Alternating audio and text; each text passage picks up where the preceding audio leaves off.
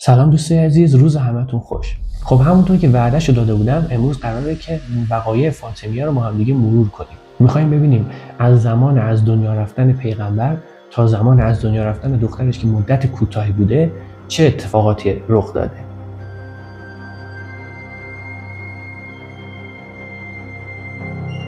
حرفایی که میزنم منابع تاریخیشو این بالا براتون میذارم که میتونید نگاه بکنید. پیامبر تو روز دوشنبه به وقت زوال یا همون ظهر در روز 28 صفر و یا به قولی دوم ربیع الاول و یا به قول دیگه 12 ربیع الاول فوت میکنه و از دنیا میره. وقتی پیامبر از دنیا میرن، بنی هاشم و به خصوص شخص حضرت علی مشغول تغسیل و تکفین پیامبر میشه. تو همین حین مردم مدینه که بهشون میگفتن انصار تو محلی به نام سقیفه بنی ساعده جمع میشه. سقیفه بنی ساعده محلی بوده داخل مدینه که مردم مدینه هر وقت می‌خواستن تصمیم مهمی بگیرن اونجا جمع می‌شدن. یه حالت سایبون مانند بوده که اونجا میرفتن، اونجا وای میستادن، دور همدیگه از همدیگه نظرخواهی می‌کردن تا یک تصمیم مهمی رو بگیرن. و طبیعتاً جانشینی بعد از پیامبر هم یک مسئله خیلی مهمی بوده، به خاطر همین مردم مدینه اونجا جمع شدن تا برای جانشینی پیامبر تصمیم گیری بکنن. خب ببینید، انصار که همون مردم مدینه بودن دو گروه کلی بودن، یعنی دو قبیله بزرگ داشتن به نام اوس و خزرج. تو سقیفه بنی ساعده سعد بن عباده رئیس قبیله خزرج شروع میکنه به سخنرانی کردن و از فضیلت‌های انصار میگه. مثلا میگه که ای انصار، شما بودید که دین پیغمبر رو یاری کردید، شما بودید که پیامبر رو پناه دادید، پایه‌های حکومت رو شما استوار کردید، چنین کردید، چنان کردید و خلاصه از فضیلت‌های انصار میگه و در نهایت به این میرسه که خلافت و جانشینی پیامبر حق شماست و مردم قبیله خودش هم یعنی همون قبیله خزرج حرفاشو تایید میکنن و میگن که بله درسته و اینجوری. جالبه بدونید که تو همون موقع سعد بن عباده خودش بیماره و جوریه که نمیتونه بلند صحبت کنه و صداش از طریق پسراش یا برادرزاده‌هاش یا پسرعمه‌هاش به گوش مردم میرسیده. یعنی سعد بن عباده صحبت میکرده و اونا بلندتر باز میگفتن که به گوش بقیه برسه. مردم قبیله خزرج حرفای سعد بن عباده رو تایید کردن و با خودشون گفتن خب اگر مهاجرین قبول نکنن چی؟ اگه بگن که نه امیر باید از طرف اونا باشه چی؟ به این نتیجه رسیدن که در نهایت اینو میپذیریم که امیری از ما باشه و امیری از اونا. که در اینجا سعد بن عباده مخالفت میکنه و میگه که این اولین عقب نشینی شما نباید همچین کاری بکنید، فقط باید یک امیر باشه، اونم از طرف انصار. خب همونطور که گفتم انصار داره دو تا قبیله کلی بودن، قبیله اوس و قبیله خزرج.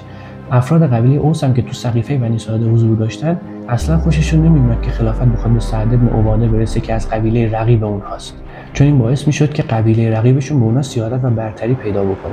و خب سیستم و فرهنگ عرب هم که سیستم قبیله‌ای و همش رقابت بین قبایل مختلفه، به خاطر همین اونا اصلا با این موضوع موافق نبودن. یکی از این افراد از قبیله اوس به نام اویم بن ساعده به این موضوع یعنی جانشین شدن سعد بن عباده اعتراض کرد، به خاطر همین اون از سقیفه انداختنش بیرون. وقتی اویم بن ساعده رو از سقیفه انداختن بیرون، اون راه افتاد رفت و توی راه به شخصی به نام معن بن عدی برخورد کرد. معن بن عدی از همپیمانان قبیله اوس بود و اویم بن ساعده هم توسط پیامبر برادر دینی عمر بن خطاب شده بود. ابن ابی‌الحدید اینجا به یک نکته خوبی اشاره میکنه، اونم اینه که این دو نفر یعنی اویم بن ساعده و معن بن عدی حب و دوستی نسبت به ابوبکر داشتن، اما نسبت به سعد بن عباده بغض و نفرت داشتن. این نکته خیلی مهمیه. خب این دو نفر که به قول خلیفه دوم اونا رو دو مرد پارسا خطاب کرده، این دو نفر خودشون رو به خلیفه دوم عمر بن خطاب میرسونن و اتفاقاتی که افتاده رو قشنگ براش شرح میدن. وقتی که عمر بن خطاب متوجه میشه که همچین اتفاقی افتاده و یک اجتماعی تو سقیفه بنی ساعده اتفاق افتاده که میخوان جانشین پیامبر رو تعیین کنن، به سرعت به ابوبکر پیغام میفرسته که همچین اتفاقی افتاده و شما خودت رو سریع برسون به مدینه. چون اون موقع ابوبکر تو مدینه نبود، بلکه تو محله به نام صنع تو خارج از مدینه حضور داشت. یعنی موقعی که پیامبر رحلت کرد و از دنیا رفت، ابوبکر داخل مدینه نبوده، بلکه توی محله به نام صنع بوده که اونجا خونه داشته بیرون از مدینه، اون لحظه اونجا اقامت داشته. خب وقتی که ابوبکر خبردار میشه که پیامبر فوت کرده، به سرعت خودش رو به مدینه میرسونه، به خونه پیامبر میره، بالای سر جسد پیامبر قرار میگیره، کفن پیامبر رو کنار میزنه و نگاه میکنه و مطمئن میشه که پیامبر از دنیا رفته و بعد با حالتی گریون از خونه پیامبر خارج میشه. وقتی که این سه نفر به ابوبکر میرسن، هر چهار تاشون با هم به طرف سقیفه بنی ساعده حرکت میکنن. اینا توی راه به ابوعبیده جراح برخورد میکنن و میشن 5 نفر. یعنی کیا؟ عمر بن خطاب، ابوبکر، اویم ابن ساعده، معن ابن عدی و ابو عبیده جراح. این 5 نفر همگی با هم به طرف سقیفه بنی ساعده حرکت میکنن. وقتی که این 5 نفر به سقیفه بنی ساعده میرسن، اونجا ابوبکر شروع میکنه به سخنرانی کردن و اولش از انصار تعریف و تمجید میکنه. میگه ای انصار، شما هر چی درباره خودتون بگین حق دارین، شما چنین کردین چنان کردین، دین خدا رو شما یاری کردین، پیامبر رو پناه دادین، فضیلتتون خیلی بالایه، اما یه اما داره. اما پیامبر گفته که جانشینش باید از قریش باشه. خلیفه اول در اینجا به این نکته اشاره میکنه که جانشین پیامبر باید از قریش باشه، اما این رو نمیگه که خب باید از طایفه بنی هاشم باشه و اصلا شخص این جانشین به گواهی تاریخ قبلا توسط پیامبر تعیین شده.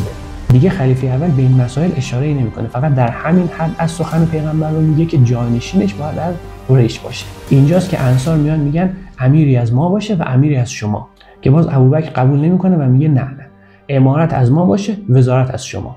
و ابوبکر این رو هم میگه که من توی کل امت از این 2 نفر کسی رو بهتر سراغ ندارم. و اون وقت دست عمر و ابو عبیده جراح رو بالا میگیره و میگه که بین این 2 نفر با هر کدومشون که میخواین بیعت کنید.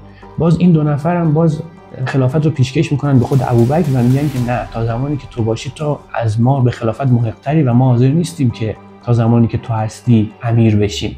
از طرف دیگه انصار هم که دلشون نمیخواست که خلافت به مهاجرین داده بشه، میگفتن امیری از ما باشه، امیری از شما، که اینا هم قبول نمیکردن. در نتیجه نزاع بالا میگیره. در اینجا خباب ابن منذر که از قبیله خزرج هستش میاد میگه که ای انصار، خلافت رو از دست ندیم که این خلافت حق شما، چرا که پایه‌های دین خدا رو شما استوار کردین و اینجور مسائل.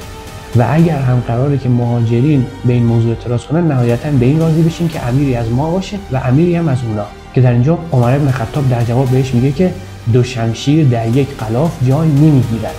تو همین حین که نزاع بالا گرفته، شخصی به نام بشیر بن نعمان که از قبیله اوس بوده، از ترس اینکه مبادا خلافت به سعد بن عباده برسه، طی یک سخنرانی مردم رو دعوت میکنه که با ابوبکر بیعت کنه. باز ابوبکر هم میگه که نه، با یکی از این 2 نفر یعنی عمر یا ابو عبیده بیعت بکنه، که باز اونا میگن نه، ابوبکر بر ما افضله، با ابوبکر بیعت بکنه. تو همین حین شخصی به نام بشیر بن سعد که از قبیله خزرج بوده، اما رقیب سعد بن عباده تو خود قبیله خزرج بوده، یعنی از اوس نبوده، هم قبیله سعد بن عباده بوده، اما از کسایی بوده که در داخل خود قبیلهشون با سعد بن عباده انگار رقابت سیاسی داشته، رقیب سیاسیش بوده. بشیر بن سعد از ترس اینکه رقیب سیاسیش بخواد خلیفه بشه، میاد و با ابوبکر بیعت میکنه و به این ترتیب اولین بیعت با ابوبکر اتفاق میفته. به دنبال بیعت بشیر بن سعد، اوسیان حاضر در سقیفه میان با ابوبکر بیعت میکنن که مبادا خلافت به خزرجی‌ها نرسه. تو همین حین سعد بن عباده به این موضوع اعتراض میکنه و میگه که نه، نباید این کارو بکنید، که عمر بن خطاب در اینجا میگه سعد رو بکشید، خدا رو بکشه. و حتی گفته میشه که توی شلوغی و اون اجتماعی که برای بیعت گرفتن اتفاق میفته، خود سعد بن عباده زیر دست و پا میاد و له میشه. البته آسیب خاصی بهش نمیرسه. بنابراین اختلاف بین قبیله اوس و خزرج در نهایت به نفع ابوبکر خلیفه اول تموم میشه و برآیند جلسه سقیفه بنی ساعده این میشه که افرادی که اونجا بودن با ابوبکر بیعت میکنن. البته خود سعد بن عباده و حامیان اون با ابوبکر بیعت نمیکنن و جالبه بدونید که سعد بن عباده اصلا تا آخر عمرش هم نه با ابوبکر به عنوان خلیفه بیعت کرد و نه با عمر بن خطاب. به این نکته مهم توجه داشته باشید که زمانی که جلسه سقیفه بنی ساعده تشکیل شد و در مورد جانشینی پیامبر نظر داده میشد، هیچ کدوم از اعضای بنی هاشم داخل اون جلسه نبودن. اصلا هیچ کدوم از مهاجرین که مردم مکه بودن و در واقع از قریش بودن و قوم خویشای پیامبر بودن، هیچ کدومشون تو اون جلسه حضور نداشتن و کلا از بین کل مهاجرین فقط 3 نفر یعنی عمر، ابوبکر و ابو عبیده جراح تو جلسه سقیفه بنی ساعده حضور داشتن. در حالی که اگر قرار باشه برای پیامبر جانشینی تعیین بشه، باید طایفه بزرگ و مهمی مثل بنی هاشم که نزدیکترین افراد به پیامبر هستن هم تو این جلسه حضور داشته باشن و اونا هم نظر بدن.